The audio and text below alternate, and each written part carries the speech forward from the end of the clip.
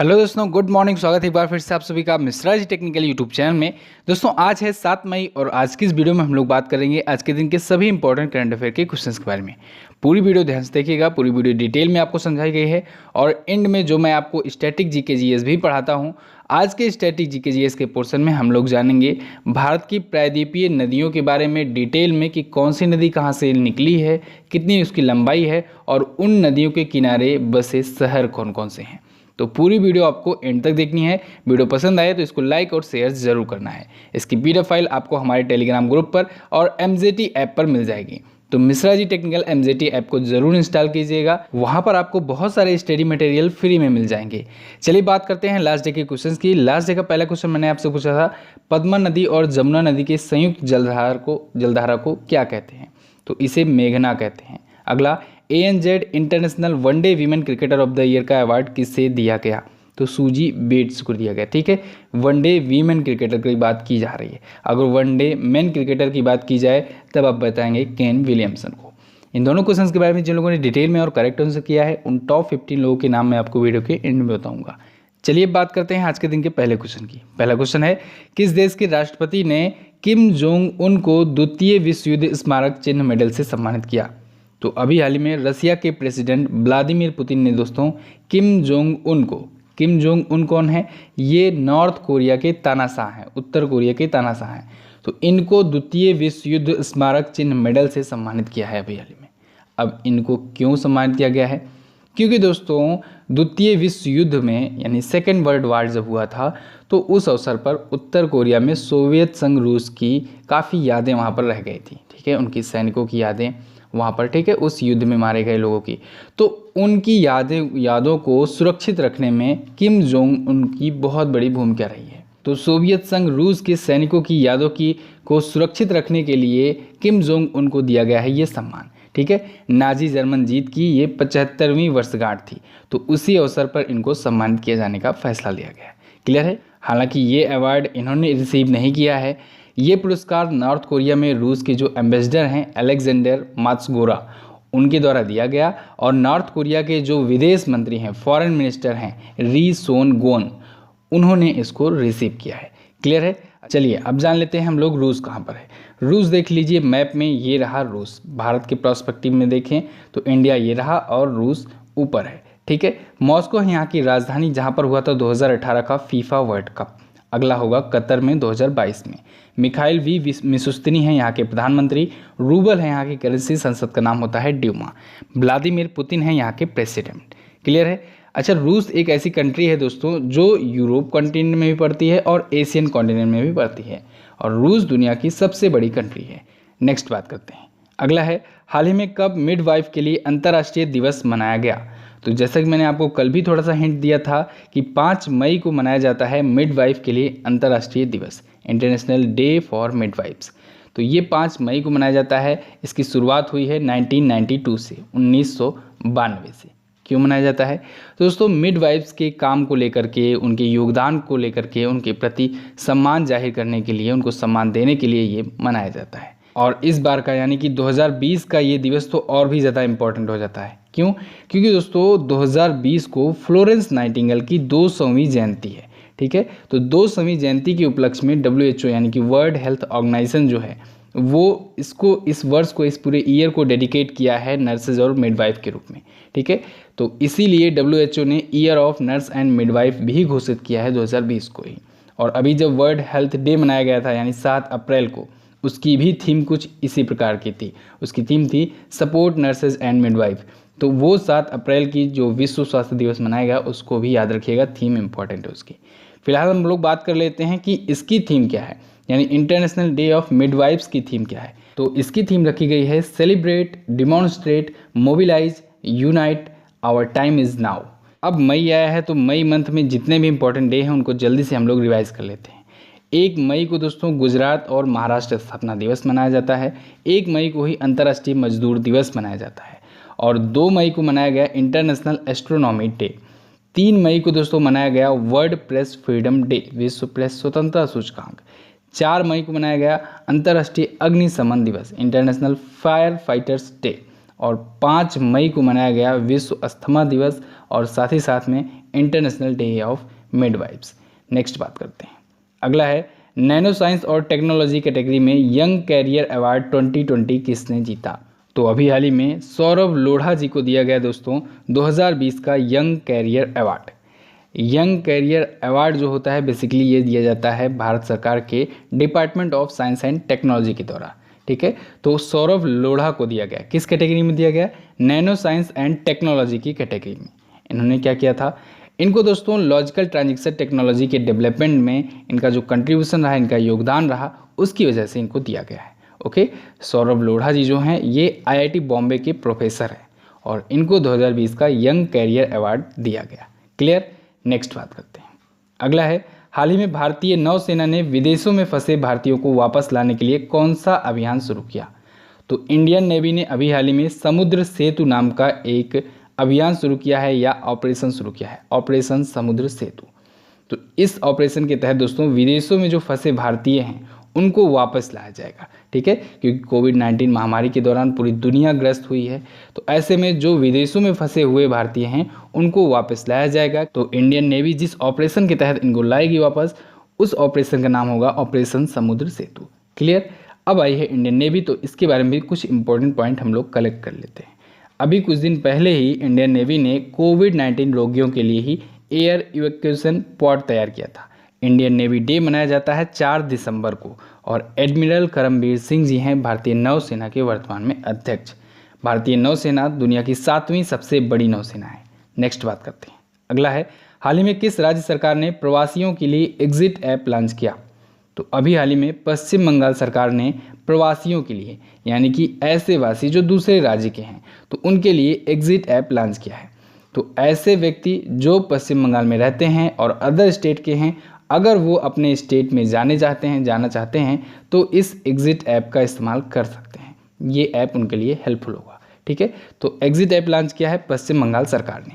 अच्छा दोस्तों, आज ई बुक आ चुकी है अप्रैल मंथ की हमारी, और उसमें सारी चीज़ें डिटेल में दी हुई हैं। कोरोना वायरस से रिलेटेड जितने भी ऐप एंड पोर्टल हैं उनको भी अलग से कैटेगराइज किया गया है। इस प्रकार से ई बुक को डिज़ाइन किया गया है जिससे आपको पढ़ने में और याद रखने में बहुत ज़्यादा आसानी हो। उसमें बहुत जगह इंग्लिश का यूज़ किया गया है। इंग्लिश यानी कि हिंदी प्लस इंग्लिश। कभी कभी क्या होता है कि हम लोगों को शुद्ध हिंदी जो होता है वो टर्म समझ में नहीं आता है, थोड़ा थोड़ा चीज़ें आपको इंग्लिश में वो टर्म समझ में आती हैं। तो इस प्रकार से आपको उस ई बुक में लिखा हुआ मिलेगा जिससे आपको बहुत ही अच्छे से समझ में आए, हर एक पॉइंट समझ में आए और डिटेल में एक्सप्लेन्ड ई बुक होगी। तो वो ई बुक दोस्तों लॉन्च हो चुकी है, लिंक भी डिस्क्रिप्शन में दिया गया है, या फिर MJT ऐप से भी जाकर आप लोग ले सकते हैं। MJT ऐप से लेने पर आपको ट्रांजैक्शन चार्जेस वगैरह नहीं देने पड़ेंगे। तो आप लोग जाइए और अप्रैल मंथ की फुल डिटेल ई बुक परचेज कर लीजिए। इसमें प्रैक्टिस सेट भी दिया जाता है। ई बुक यानी कि डिटेल में रहती है शुरुआत में, उसके बाद एंड में आपके प्रैक्टिस के लिए प्रैक्टिस सेट भी दिया जाता है। अब बात करते हैं पश्चिम बंगाल की। पश्चिम बंगाल ये रहा मैप में। कोलकाता है यहाँ की राजधानी, ममता बनर्जी हैं यहाँ की करंट टाइम पर चीफ मिनिस्टर TMC पार्टी से, जयदीप धनखड़ हैं यहाँ के करंट टाइम पर गवर्नर। सुंदरवन नेशनल पार्क है पश्चिम बंगाल में, इसके बारे में अभी डिटेल में बात करेंगे। पहले हम लोग बात कर लेते हैं कलकत्ता हाईकोर्ट की। कलकत्ता हाईकोर्ट के चीफ जस्टिस हैं TB राधाकृष्णन। कौन है? TB राधाकृष्णन। अब बात कर लेते हैं पश्चिम बंगाल की। पश्चिम बंगाल किससे किससे अपना बॉर्डर शेयर करता है? तो ये उड़ीसा से, झारखंड से, बिहार से, सिक्किम से और असम से अपना बॉर्डर शेयर करता है, क्योंकि ये यहाँ तक फैला हुआ है। क्लियर है? अब यहाँ पर दोस्तों बनता है सुंदरवन का डेल्टा, कुछ इस प्रकार से, ठीक है, बंगाल की खाड़ी में। इसके बारे में मैंने आपको बहुत बार बताया है। भारत की नदियों का जो ये सीरीज चल रहा है स्टैटिक GK GS का, इसमें भी मैं आपको कई बार बता चुका हूँ।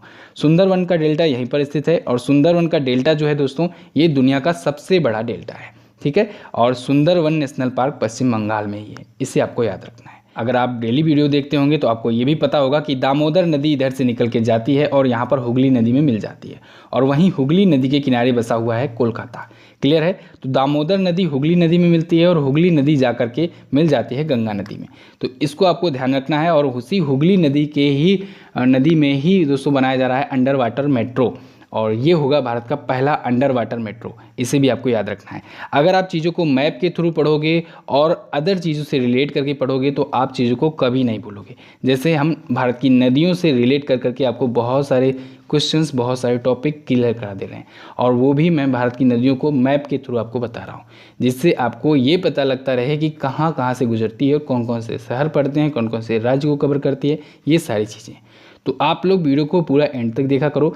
ये सब आप ही लोग के लिए किया जा रहा है, आप ही लोग के लिए ये स्टैटिक जीके जीएस भी पढ़ाया जा रहा है, वरना चाहता तो मैं भी करंट अफेयर 15 मिनट में ख़त्म करके चला जाता। ठीक है, मेरे लिए भी आसानी होती, जल्दी वीडियो अपलोड होती, लेकिन आप लोग के लिए स्टैटिक जीके जीएस भी तैयार कराया जा रहा है, जिससे आप लोग करंट अफेयर के साथ साथ स्टैटिक जीके जीएस भी अपना तैयार करते चलो। बस हमारी एक ही रिक्वेस्ट रहती है आपसे कि वीडियो को लाइक और शेयर कर दिया करो। चलिए अब बात करते हैं अगले क्वेश्चन की। नेक्स्ट है, वर्ष 2020 में आयोजित होने वाले बैडमिंटन वर्ल्ड चैंपियनशिप कब तक के लिए स्थगित कर दिया गया? तो 2020 में जो वर्ल्ड बैडमिंटन चैंपियनशिप होने वाला था वो 2021 तक के लिए स्थगित कर दिया गया है। अब ये नवंबर 2021 में आयोजित होगा। ठीक है, वैसे बेसिकली ये हर साल अगस्त में हो जाता है आयोजित। अच्छा, करंट चैंपियन की अगर बात की जाए तो करंट चैंपियन है पीवी सिंधु। पीवी सिंधु अगर आपको याद हो 2019 में जीती थी वर्ल्ड बैडमिंटन चैंपियनशिप। ठीक है, तो अभी भी ये करंट चैंपियन रहेंगी, क्योंकि इस बार का जो है वो स्थगित कर दिया गया है। कहाँ पर आयोजित होना था? तो ये आयोजित होना था स्पेन के हुआवे में। कहाँ पर? स्पेन के हुआवे में। तो अभी हाल ही में बैडमिंटन वर्ल्ड फेडरेशन ने यानी BWF ने घोषणा की है कि अब ये 1 वर्ष के लिए टाल दिया गया है। BWF आया है तो इसके बारे में भी जान लीजिए, बैडमिंटन वर्ल्ड फेडरेशन। इसने अभी हाल ही में एक कैंपेन शुरू किया था, आई एम बैडमिंटन।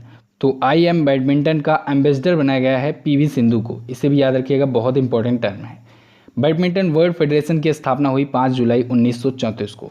इसका हेडक्वार्टर है कुआलालंपुर, मलेशिया में। इसके अध्यक्ष हैं पॉल एरिक होयर लॉर्सन। कौन है? Paul Eric होयर Larsen. नेक्स्ट बात करते हैं। अगला है, आर्मी ट्रेनिंग कमांड के अध्यक्ष कौन बनाए गए, यानी आर्मी ट्रेनिंग कमांड के हेड कौन बनाए गए? तो अभी हाल ही में आर्मी ट्रेनिंग कमांड के हेड बनाएंगे लेफ्टिनेंट जनरल राज शुक्ला। कौन? लेफ्टिनेंट जनरल राज शुक्ला को बनाया गया आर्मी ट्रेनिंग कमांड का हेड। इन्हें दोस्तों दिसंबर 1982 में रेजिमेंट ऑफ आर्टिलरी में कमीशन किया गया था, और ये आर्मी हेडक्वार्टर में प्रोस्पेक्टिव प्लानिंग के डायरेक्टर जनरल के रूप में भी काम कर चुके हैं। तो अब इन्हें बना दिया गया आर्मी ट्रेनिंग कमांड का अध्यक्ष। क्लियर है? अच्छा, अब आई है भारतीय सेना। तो हम लोग भारतीय सेना से रिलेटेड कुछ और पॉइंट जान लेते हैं, इंपॉर्टेंट है, क्योंकि अभी कुछ ही दिन पहले में जापान की एक रिपोर्ट आई थी, उसके अनुसार दुनिया की सबसे बड़ी थल सेना बन चुकी है हमारी इंडियन आर्मी। ओके, भारतीय थल सेना दिवस मनाया जाता है 15 जनवरी को, और लेफ्टिनेंट जनरल मनोज मुकुंद नरवाने जी हैं वर्तमान में थल सेना के अध्यक्ष। क्लियर है? अच्छा, बी ऑप्शन में आपको लेफ्टिनेंट जनरल हरपाल सिंह दिख रहे हैं। ये कौन है? ये अभी आपको अगर याद हो BRO आया था चर्चे में, बॉर्डर रोड ऑर्गेनाइजेशन, जिसने ऑपरेशन चेतक के तहत रावी नदी पर एक पुल का निर्माण किया था। तो मैंने आपको बताया था कि BRO के अध्यक्ष हैं लेफ्टिनेंट जनरल हरपाल सिंह। ठीक है, तो 2 ऑप्शन आपको तैयार हो गए। चौथे ऑप्शन में आपको दिख रहे हैं लेफ्टिनेंट जनरल बिपिन रावत जी। ये चीफ ऑफ डिफेंस स्टाफ है, भारत के पहले चीफ ऑफ डिफेंस स्टाफ के अध्यक्ष हैं। ठीक है, CDS है। नेक्स्ट बात करते हैं। नेक्स्ट है, IBRD में अमेरिका के नए प्रतिनिधि कौन बनाए गए? तो अभी हाल ही में IBRD में अमेरिका के नए रिप्रेजेंटेटिव बनाए गए अशोक माइकल पिंटो। कौन? Ashok Michael Pinto. ये कौन है? अशोक माइकल पिंटो दोस्तों ये एक इंडियन अमेरिकन लॉयर हैं, और अमेरिकी प्रेसिडेंट डोनाल्ड ट्रंप ने इनकी नियुक्ति की है अभी हाल ही में, अगले 2 वर्षों के लिए। कब तक के लिए? अगले 2 सालों के लिए इनकी नियुक्ति की गई है। अब बात आती है कि ये IBRD क्या है। IBRD यानी कि international bank for reconstruction and development. ये वर्ल्ड बैंक का ही एक पार्ट है, एक ब्रांच है उसी की। ठीक है, बेसिकली ये लोन प्रोवाइड करती है। तो IBRD यानी कि international bank for reconstruction and development में अमेरिका के नए रिप्रेजेंटेटिव बनाए गए अशोक माइकल पिंटो। बात कर लेते हैं अमेरिका की। अमेरिका ये रहा मैप में, वाशिंगटन DC है यहाँ की राजधानी, यहीं पर IMF का और वर्ल्ड बैंक का हेडक्वार्टर भी है। डॉलर है यहाँ की करेंसी, US डॉलर। कांग्रेस है यहाँ की संसद का नाम, डोनाल्ड ट्रंप है यहाँ के 45वें प्रेसिडेंट। नेक्स्ट बात करते हैं। अगला है, किस केंद्र शासित प्रदेश ने CHD कोविड ऐप लॉन्च की? तो अभी हाल ही में चंडीगढ़ ने, चंडीगढ़ केंद्र शासित प्रदेश है, यूनियन टेरिटरी भी है, आपको पता होगा, उसने CHD कोविड ऐप लॉन्च किया है। किस लिए लॉन्च किया है, इसका पर्पज़ क्या है। तो दोस्तों कोविड-19 से रिलेटेड जानकारियाँ उपलब्ध कराने के लिए और जो भी चंडीगढ़ प्रशासन द्वारा आदेश आए, ऑर्डर आए या जो भी नोटिफिकेशन आए उसको लोगों तक पहुंचाने के लिए एप्लीकेशन लॉन्च किया गया है। ठीक है, तो लोग जो चंडीगढ़ के लोग हैं, वहाँ की जनता है, वो CHD कोविड ऐप के थ्रू सारी जानकारियाँ इन्फॉर्मेशन कलेक्ट कर पाएगी। ठीक है, अच्छा, इस ऐप को डेवलप किया है दोस्तों society for promotion of IT इन चंडीगढ़ ने। चंडीगढ़ के प्रशासक यानी एडमिनिस्ट्रेटर हैं BP सिंह बिदनौर जी। नेक्स्ट बात करते हैं, अगला है हाल ही में किसे मार्कस बालनबर्ग पुरस्कार 2020 दिए जाने की घोषणा हुई। तो अभी हाल ही में दोस्तों Joseph J Landsberg, Richard H Warning और निकोलस C कॉर्प्स, इन तीनों को दोस्तों दिया गया मार्कस बालनबर्ग पुरस्कार 2020। इन तीनों को दिया जाएगा। क्यों दिया जाएगा? क्योंकि दोस्तों इन तीनों ने इस साल के जो क्लाइमेट चेंजेस में वन वृद्धि की भविष्यवाणी की थी, वो भविष्यवाणी बिल्कुल करेक्ट साबित हुई है। इन्होंने भविष्यवाणी की थी 3PG मॉडल पर। 3PG मॉडल क्या होता है? 3PG मॉडल यानी हम लोग इसे 3P ग्रोथ मॉडल कह सकते हैं, P ग्रोथ मॉडल। ठीक है, P का क्या मतलब है? इसका मतलब है फिजियोलॉजिकल प्रिंसिपल एंड प्रिडिक्टिंग। ठीक है, तो physiological principle predicting growth model है ये 3PG मॉडल। तो इसी मॉडल की वजह से इसी प्रिडिक्शन के लिए इन तीनों को दिया जा रहा है ये अवार्ड। ठीक है, मार्कस बालनबर्ग पुरस्कार 2020 किसके द्वारा दिया जाएगा? तो ये अवार्ड दिया जाएगा स्वीडन के राजा के द्वारा। स्वीडन के राजा हैं कार्ल गुस्ताफ 16। तो इनके द्वारा स्वीडन के स्टॉकहोम में ये अवार्ड दिया जाएगा। प्राइज मनी होगी 2 मिलियन क्रोनर। कितना होगा? 2 मिलियन क्रोनर। तो बस दोस्तों ये तो था आज के दिन का top 10 current affair. I hope आपको वीडियो पसंद आई होगी, काफ़ी कुछ हेल्पफुल लगी होगी। अगर आपको वीडियो पसंद आई है तो इस वीडियो को लाइक कीजिए, अपने दोस्तों के साथ इसे शेयर करना मत भूलिएगा। चलिए अब हम लोग जान लेते हैं स्ट्रेटजी के GS के पॉइंट को, लेकिन उससे पहले आपको बता दें, एक बार फिर से इन्फॉर्म कर दें कि दोस्तों ई बुक आ चुकी है अप्रैल मंथ की। आप लोग एप्लीकेशन से जाकर के उसे परचेज कर सकते हैं। और कोई भी प्रॉब्लम अगर आपको आता है तो आप लोग नीचे व्हाट्सएप नंबर भी दिया गया है, उस व्हाट्सएप पर अपने ट्रांजैक्शन का स्क्रीनशॉट भेज दीजिएगा तो आपको आसानी से वो ई बुक प्रोवाइड कर दी जाएगी 24 घंटों के अंदर। डिस्क्रिप्शन बॉक्स ओपन करने के लिए आप इस वीडियो के टाइटल को टच करेंगे तो आसानी से वो बॉक्स ओपन हो जाएगा। पिछली वीडियो में दोस्तों जैसा कि मैंने आपको थोड़ा सा ओवरव्यू दिया था कि प्रायद्वीपीय नदियाँ क्या होती हैं, कैसे होती हैं, ठीक है, इनकी क्या क्या खूबियाँ होती हैं। आज की इस वीडियो में हम लोग कुछ इंपॉर्टेंट जो प्रायद्वीपीय नदियाँ हैं जहाँ से रिलेटेड क्वेश्चन पूछे जाते हैं अक्सर एग्जाम में, उनके बारे में कवर करेंगे। बहुत ही डिटेल में हम लोग समझेंगे, पूरी वीडियो आपको ध्यान से देखनी है। चलिए सबसे पहले बात कर लेते हैं भारत की दूसरी सबसे लंबी नदी की, जो कि है गोदावरी। ठीक है, भारत की, कल एक ने कमेंट करके फिर पूछा था, ये कन्फ्यूज़न अभी उनका दूर नहीं हो रहा है। भारत की सबसे लंबी नदी पूछा जाए तब आप बताएंगे गंगा नदी, लेकिन भारत में सबसे लंबी नदी पूछा जाए तब आप बताएंगे गोदावरी नदी। उसका रीज़न ये है कि गोदावरी नदी भारत में ही शुरू होती है और भारत में ही समाप्त हो जाती है। ठीक है, लेकिन गंगा नदी जो है ये भारत में ही शुरू होती है लेकिन ये बांग्लादेश में भी जाती है, तो इस वजह से ये पूरी तरीके से भारत में नदी नहीं हुई। ओके, गोदावरी नदी के बारे में कल भी मैंने आपको बताया था, आज फिर से मैं इसको बता देता हूँ और ज़्यादा जानकारी के साथ। ठीक है, गोदावरी नदी जो है दोस्तों ये इसका उद्गम स्थान यानी स्टार्टिंग पॉइंट है नासिक में, महाराष्ट्र में। ठीक है, नासिक में महाराष्ट्र में त्र्यंबकेश्वर में ब्रह्मगिरी पहाड़ियों से निकलती है और आकर बंगाल की खाड़ी में वे ऑफ बंगाल में ये इसका एंडिंग हो जाता है, एंड पॉइंट है। ठीक है, मुहाना है। अब देखिए गोदावरी नदी की टोटल लंबाई है दोस्तों 1465 किलोमीटर। कितना है? 1465 किलोमीटर। अब इसके किनारे बसे जो बड़े शहर हैं उनमें से सबसे पहले तो नासिक ही समझ लीजिए। नासिक की खासियत यह है कि अंगूर की सबसे ज़्यादा खेती होती है नासिक में। ओके, सबसे ज़्यादा उत्पादन होता है, तो नासिक भी या इसके किनारे बसा बड़ा शहर है। चलिए अगली नदी हम लोग बात करते हैं कृष्णा नदी। कृष्णा नदी ये तीसरी सबसे लंबी नदी है भारत की। Okay, Krishna river. Krishna river कहाँ पर है? इधर आपको दिख रहा है कृष्णा रिवर। ठीक है, ये है कृष्णा रिवर। कृष्णा रिवर, कृष्णा नदी दोस्तों ये निकलती है महाबलेश्वर के पास में जोर गांव से। और कहाँ से निकलती है? कर्नाटक से। राज्य भी ध्यान रखते जाइएगा, कर्नाटक से ये निकलती है, फिर जाती है दोस्तों आंध्र प्रदेश और तेलंगाना में, कर्नाटक से होकर के। ठीक है, अब कृष्णा नदी जो है इसकी लंबाई है 1400 किलोमीटर के आसपास में, लगभग में। ओके, और इसके किनारे बसा जो बड़ा शहर है वो है विजयवाड़ा। विजयवाड़ा बहुत पूछा जाता है कि विजयवाड़ा किस नदी के किनारे बसा प्रमुख शहर है। अगला है कावेरी नदी। कावेरी नदी को दोस्तों हम लोग कहते हैं दक्षिण भारत की गंगा। कावेरी नदी देखेंगे आप इमेज में, ये रहा कावेरी नदी। कावेरी नदी को दक्षिण भारत की गंगा कहा जाता है। इसकी टोटल लंबाई है 805 किलोमीटर के आसपास। ये कर्नाटक के कुर्ग में ब्रह्मगिरी पहाड़ियों से निकलती है।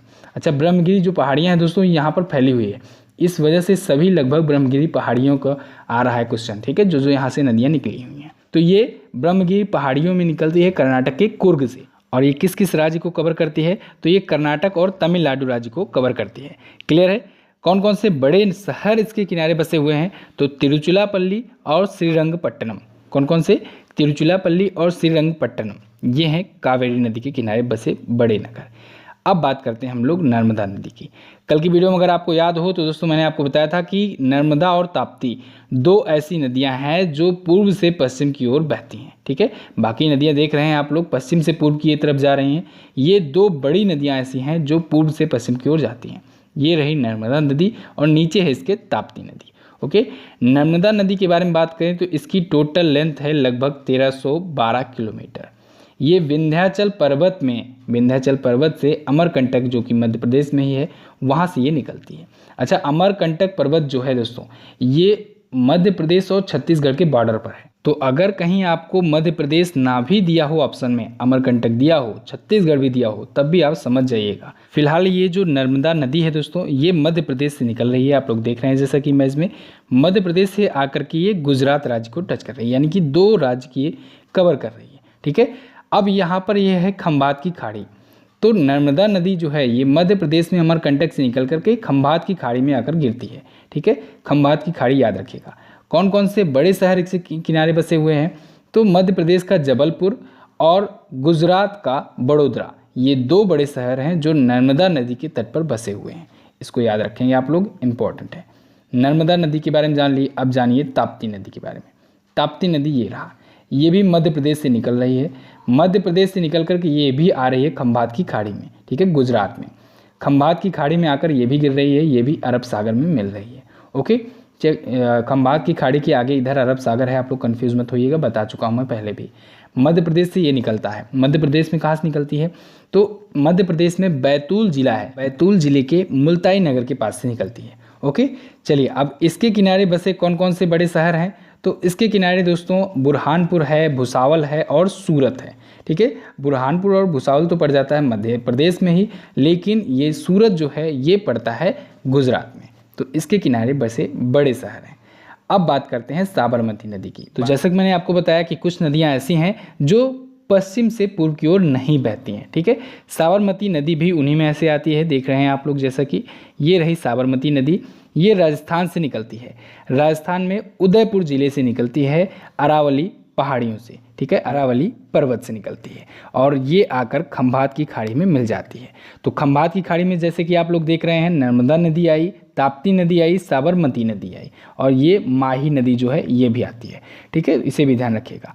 तो ये तीन जो प्रमुख नदियां हैं, साबरमती नदी, नर्मदा नदी और ताप्ती नदी, ये भी आती है खंभात की खाड़ी में। इसका भी मुहाना है, यानी एंडिंग पॉइंट है।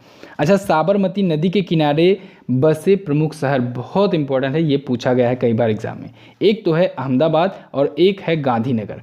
ये दोनों ही सिटी बहुत ही ज़्यादा इंपॉर्टेंट है और आप लोग आसानी से याद रख सकते हैं गांधी जी से रिलेट करके, ठीक है। साबरमती आश्रम भी आपको याद ही होगा और इसको मैंने आपको बताया भी है, एक वीडियो भी मैंने आपको दी है, डेडिकेटेड वीडियो, गांधी जी के बर्थडे पर मैंने आपको दी थी वो वीडियो। इतना क्लियर है दोस्तों। आई होप आपको काफ़ी कुछ जानकारियाँ मिल रही होंगी, आपको बहुत सारी ऐसी चीज़ें मिल गई होंगी पिछले 10 दिनों में, अगर आप लोग डेली करंट अफेयर की वीडियो को पूरा एंड तक देखते होंगे तो ऐसे ही दोस्तों आप लोग एंड तक देखा कीजिए वीडियो। स्टैटिक जीके जीएस भी आप लोग पढ़ते चाहिए। हम लोगों ने क्या क्या जाना है मैं फिर से आपको रिवाइज करा दे रहा हूँ एक बार पॉइंट टू पॉइंट। अगर आपने वो वीडियो छोड़ी है, मिस की है, तो आप लोग जाकर देख लीजिए। हम लोग सबसे पहले एशियन कॉन्टिनेंट के बारे में जाने, महाद्वीपों के बारे में जान चुके हैं, इसके बाद महासागरों के बारे में जान चुके हैं, उसके बाद भारत की नदियों के बारे में सब कुछ जाना है डिटेल में। सिंधु नदी जल तंत्र, गंगा नदी तंत्र, ब्रह्मपुत्र नदी तंत्र, फिर प्रायद्वीपीय नदियों के बारे में जाने हैं। तो इतने पॉइंट हम लोग जान चुके हैं। तो इनमें से कोई भी पॉइंट अगर आप लोग मिस किए हों, कोई भी पार्ट आप लोग मिस किए हों, तो आप लोग जाइए पुरानी वीडियोज़ को ज़रूर देखिए। हम लोग धीरे धीरे करके सब कुछ कवर करते चलेंगे, लेकिन आपको रेगुलरिटी बनाए रखना है हमारे साथ। जैसे मैं रेगुलर रहता हूँ, डेली वीडियो देता हूँ, ऐसे ही आप लोग भी डेली वीडियो पूरा देखिए। आगे एक एक करके भारत के सभी राज्यों के बारे में हम लोग पढ़ते चलेंगे, ठीक है। तो राज्यों के बारे में जितनी भी डिटेल इन्फॉर्मेशन होती है सभी को हम लोग जानते चलेंगे। तो इस वजह से आप लोग वीडियो को एंड तक जरूर देखा करो। चलिए अब बात कर लेते हैं क्वेश्चन ऑफ द डे की। आई होप आपको दोस्तों काफ़ी कुछ सीखने को मिला होगा। ये दोनों ही क्वेश्चन जल्दी से आंसर कर दीजिए। तब तक मैं बता देता हूँ लोगों के नाम जो लोग कल की वीडियो में डिटेल में आंसर किए थे। लेकिन उससे पहले आपसे रिक्वेस्ट है कि इस वीडियो को अगर आपने अभी तक लाइक नहीं किया है तो वीडियो को जल्दी से लाइक कर दो। चैनल पर अगर पहली बार आए हो तो चैनल को सब्सक्राइब जरूर कर दो। बात करते हैं उनके नाम की। चांद बाबू, पूजा चौधरी, चंद्रकेतु कुमार, मनु पांडे, नरेंद्र मीना, गुरुदेव यादव, श्यामशेर कुमार, ज्योति पचौरी, महिमा चौधरी, नेहा जायसवाल, अवंतिका सिंह, विभूति मांझी, सुरभि गुप्ता, शांति प्रिया, काजल भास्कर। और एक और इन्फॉर्मेशन देनी थी दोस्तों आपको, अगर किसी के भी कमेंट में ये जो टॉप 15 में कमेंट में नाम आते हैं, अगर इनके किसी भी कमेंट में एडिटेड लिख कर आएगा तो वो कमेंट का नाम नहीं लिखा जाएगा आपसे। तो आप लोग कोशिश कीजिएगा फाइनल आंसर लिखने के बाद ही इसको आपको पोस्ट करना है, ठीक है। तो दोस्तों इस वीडियो में बस इतना ही। कैसी लगी आपको वीडियो आप लोग कमेंट करके हमें ज़रूर बताइएगा। वीडियो अगर अच्छी लगी है तो लाइक करके हमारा उत्साह बढ़ाइए। साथ ही